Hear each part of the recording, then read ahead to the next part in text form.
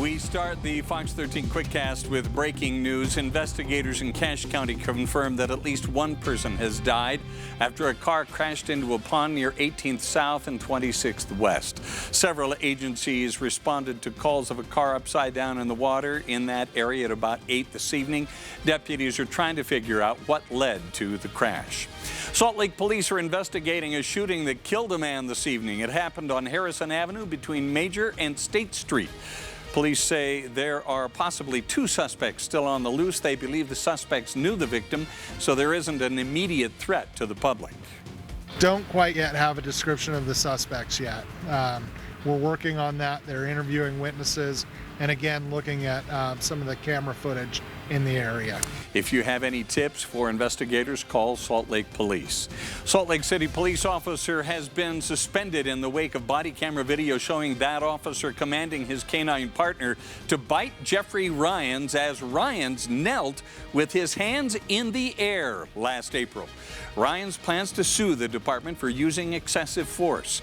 Former Salt Lake City Police Chief Chris Burbank doesn't see how the use of force was even justifiable. Watching it again several times, you don't see any indication that this person is going to flee or they're going to fight. There's really no actions that warrant that level of force be used against him. The use of canine officers to engage with suspects has been suspended for now while policies are reviewed. A missing hiker was found dead in Mill Creek Canyon today. Unified Police believe 75-year-old Curtis Booth slipped and fell down a steep hill in the Grandeur Peak area yesterday.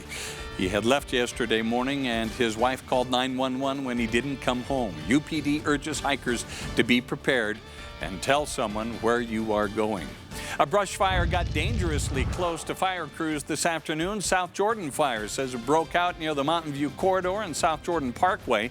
Crews say it burned 10 to 15 acres before being put out. No word yet on a cause. Allison, it's hot and dry. Wow, crazy video there. And for tomorrow, we're going to have more red flag warnings across northern Utah. That is a fire warning. And for southwest Utah, excessive heat watch heading into the weekend. But for temps right now at 10:02 on this Wednesday night, it's mostly in the 70s and low 80s here across the state, feeling pretty good. St. George not going to be feeling great this weekend. Come Sunday, you're looking at 110 Sunday and Monday. Until then, low 100s. And for Salt Lake City, we're going to have our temperatures close to 100 degrees come Sunday and Monday as well. So a very hot 7-day forecast. Bob? All right, Allison, thank you. 338 new coronavirus cases were reported in Utah today, putting us at 44,752. And 2 more Salt Lake County men have died from the virus.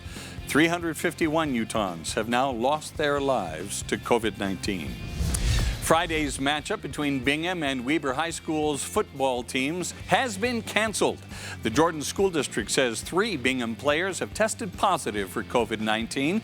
They say the game was called off out of an abundance of caution.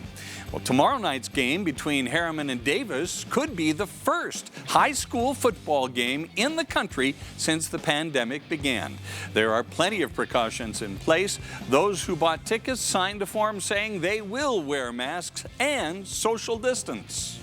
I would give anything to go back to the traditional ways we thought about football. This is going to be a test. The game will look very different. Player rosters were capped at 50 and the team boxes were extended down to the 10-yard line. Former Vice President Joe Biden and California Senator Kamala Harris made their debut as running mates today during an event in Biden's home state of Delaware. He praised Harris's record as Attorney General in California and as a U.S. Senator. Yesterday, Biden's campaign brought in at least $10 million. Still, there are questions about Joe Biden being 77 years old in the age of COVID-19.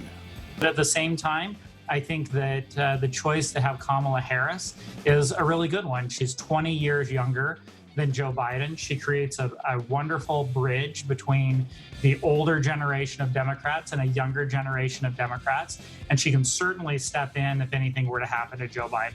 As California's Attorney General, Kamala Harris ran the second largest law firm in the country next to the U.S. Department of Justice and could easily step in for Joe Biden if needed. Well, that is the Fox 13 Quickcast. The day's top stories in just 5 minutes. Now, don't go anywhere. Modern Family starts now.